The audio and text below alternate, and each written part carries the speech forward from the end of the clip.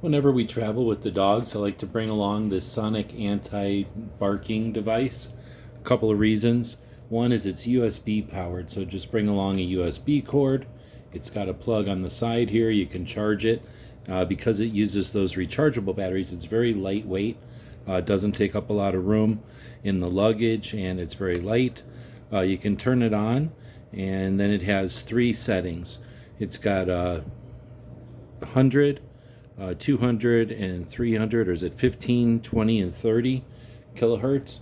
And this is for sort of distance, so it's either short range, medium range, or long range. And I find that these are good when you're in hotels that have barking dogs, or if your dogs might bark. And what it does is it listens and makes an ultrasonic noise when it hears a bark, and that's a distractant, and it's a way to kind of stop the barking impulse from the dogs that are just bored or barking for no reason. Hope this helps.